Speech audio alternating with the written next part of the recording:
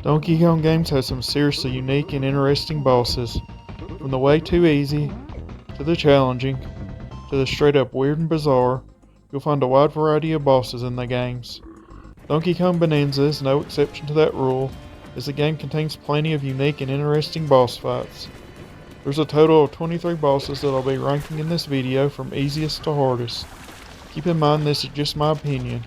You may disagree with me and that's fine.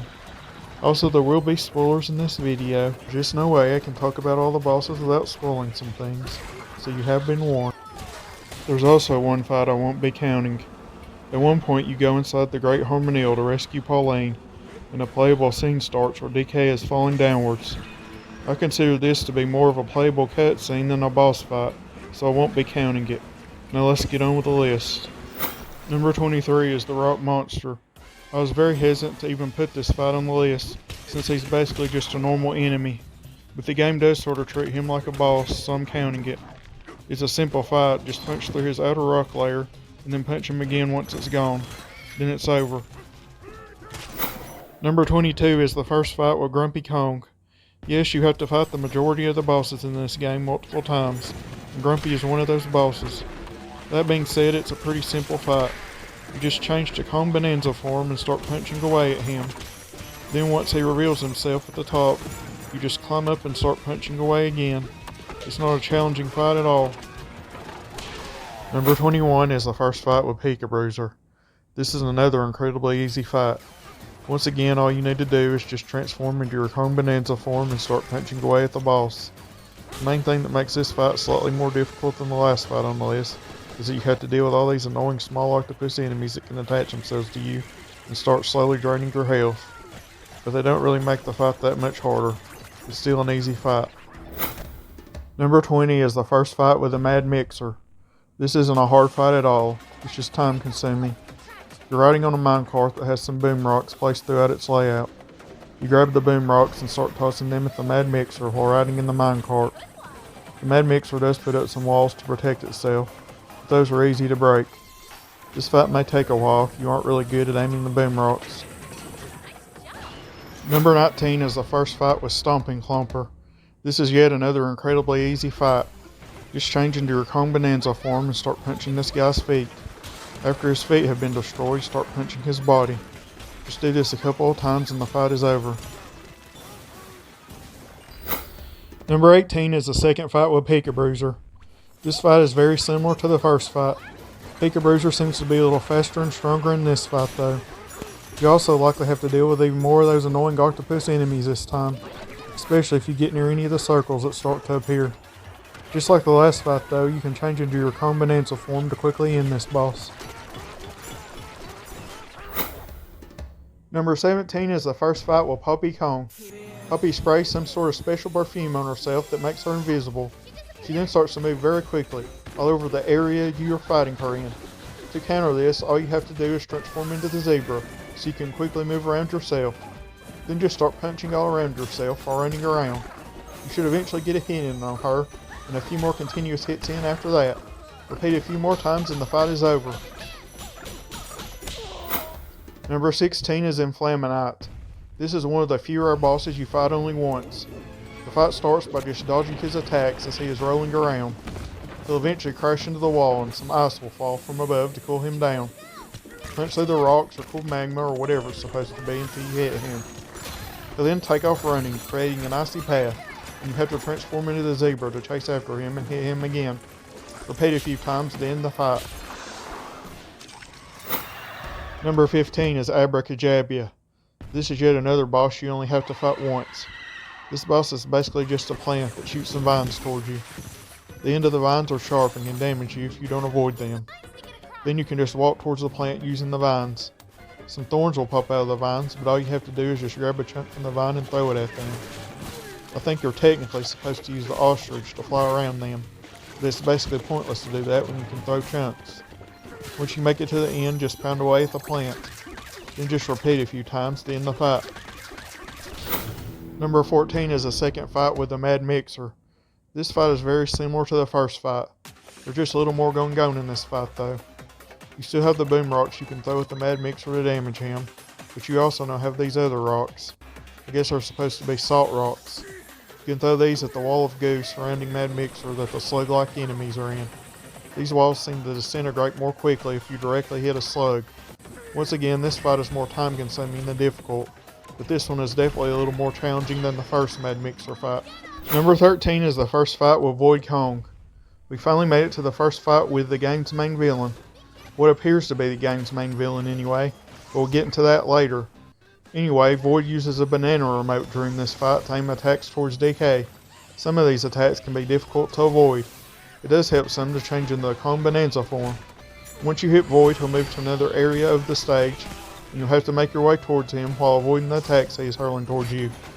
After a few hits, he'll leave the level. Number 12 is the second fight with Void Kong. This is basically the exact same fight as the first fight with Void.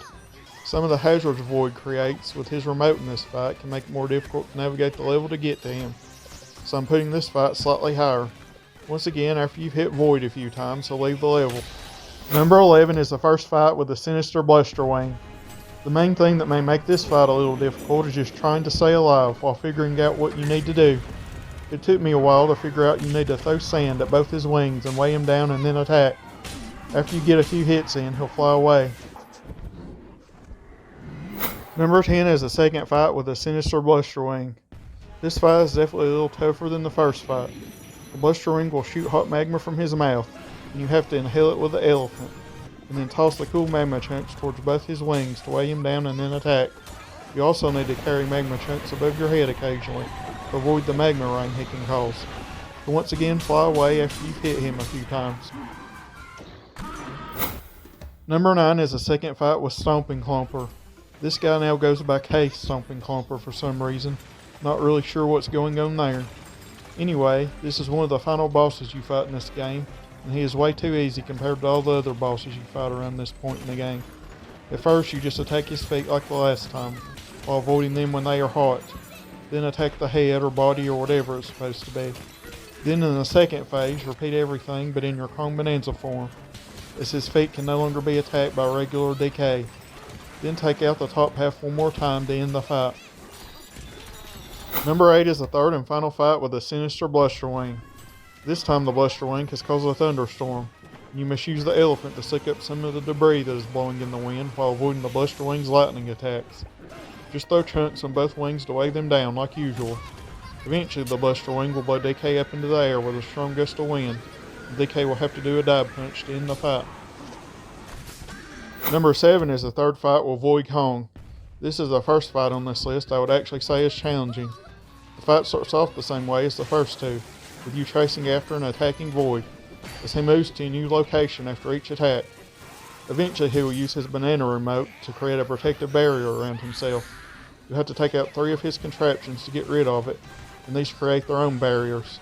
You have to get through barriers of mud, ice, and fire to take out Void's contraptions, while avoiding all the projectiles and attacks Void is sending your way. The ice and fire barriers may seem difficult to get through until you realize you can use Void's attacks to your advantage. After you get rid of the barriers, just make your way to Void and start bashing him to end the fight. Number 6 is Muckety Muck. This is probably the weirdest boss of the entire game. I'm not even sure what he's supposed to be. I guess he's some sort of weird slug made out of goo. Anyway, you defeat this guy by just throwing salt on him. It would probably be easier to use the elephant to clear out a path in this battle, but I just use regular road DK and beat him just fine. He does use a lot of aggressive attacks and gets the goo, or as this game calls it, muck, everywhere, so you have to be careful. After a few hits with salt, his acidic armor will disappear and you can attack. Do this a few times to end the fight. Number 5 is the second fight with Poppy Kong. Poppy once again sprays some perfume on herself that makes her invisible, except this time it's an improved fragrance. It appears to make her just a little stronger and faster when compared to the last time. You were obviously supposed to use that move with a snake to slow down time in this battle to make it easier to locate Poppy, but I didn't do that and made things harder on myself. I just ran around punching everywhere that I could, and it worked. Poppy will become dizzy once you locate her, and that's when you can get some hits in. After doing this a few times, the fight will end. Number 4 is the second fight with Grumpy Kong. It took me a while to figure out exactly what you're supposed to do in this fight. Grumpy Kong seems invincible at first, and it seems like there's just no way to damage him. But if you just look up, you'll notice these weird circular things on the ceiling. Grab some explosive chunks from Grumpy's club and toss them up at the circular areas. This will cause light to shine through and make Grumpy vulnerable when he's underneath that part of the stage. Once you've broken open enough of these things, head towards Grumpy and attack. Once you got rid of all the layers, you can climb up to attack Grumpy. He will do an aggressive spin attack. If you move out of the way, he will keep spinning and make himself dizzy. You can take him out. Number 3 is King K. Rool. Yes, K. Rool is in this game. After you beat Void for the final time, you find out what you thought was the Banandium root was not the real Banandium root, and a trapped K. Rool is set free. You follow him to the planet core, where you find the real Banandium root and fight this fight. And this is definitely not the easiest fight. The main way to attack K. Rool is to use the Kong Bananza form to charge up a punch, and then use it whenever K. Rool shoots out a giant ball from his gun. He also shoots out 3 smaller balls that can cause some toxic mush to get everywhere. You can use a charge punch to send these back to him too, although they won't do as much damage. You can use the elephant to clear out the toxic mush, but I didn't think to do that for some reason. K. Rool will also do an attack where he blows some wind from his gun to suck you into it, which is avoidable by using several Bananza forms, or by stopping it up by throwing chunks into it. This isn't the hardest fight in the world, but it isn't exactly easy either. Once you finish the fight, K. Rool will appear to be knocked out, and these credits will appear with every line containing the letter K in a place it shouldn't be, as well as all credits being given to many different Kremlings. Then you'll see the words "The End." But is this really the end? I'll have to get back to that later. Number 2 is the 4th and final fight with Void Kong. This is what originally appears to be the final boss fight of the game, and this fight is incredibly tough compared to any of the previous fights on this list. Hopefully you max out your health and your apple juice slots, because you're likely going to need all the help you can get in this fight. The fight starts out like most Void Kong fights, with you chasing after him. Although this time you must throw chunks across the air to create these blue platforms to get to him. This is easier said than done, as he's constantly hurling attacks at you the entire time. After you've hit him a few times, he'll once again create a barrier around himself, like he did in the last fight, and you'll have to take out 3 of his machines that are also surrounded by barriers again as well. You take out these machines in pretty much the same way you did in Fight 3 with Void, using his attacks to help you. Once you've taken down the barrier protecting him, make your way to him and pound away to end the fight. Before we get to number 1, let's get back to the aftermath of that K. Rool fight.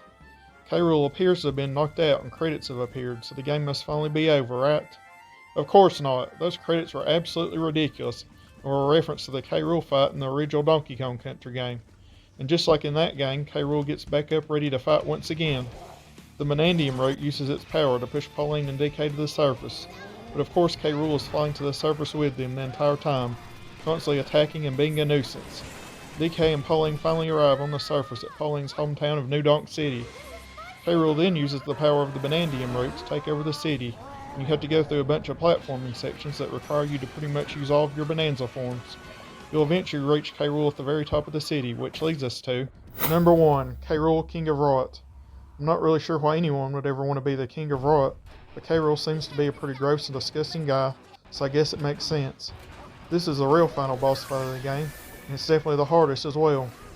This fight does have some similarities to the first fight, such as K. Rool shooting the 3 small balls at you, K. Rool trying to suck you into his gun, and using a charge punch with a Kong Bananza form to hit the giant ball back at K. Rool, which is still the main way to attack him. I see some people saying this fight requires you to use all of your Bananza forms, and I definitely don't agree with that. I only find the Kong Bananza form and the elephant to be useful in this fight. I honestly think it's best to just stay in the Kong Bananza form the entire fight, but the elephant can be useful for clearing out a path in the toxic banana mush. You can use the powers of the snake or the zebra to avoid getting sucked into K. Rool's gun, but why would you do that when you can just grab a gold chunk and toss it towards the gun to stop it up?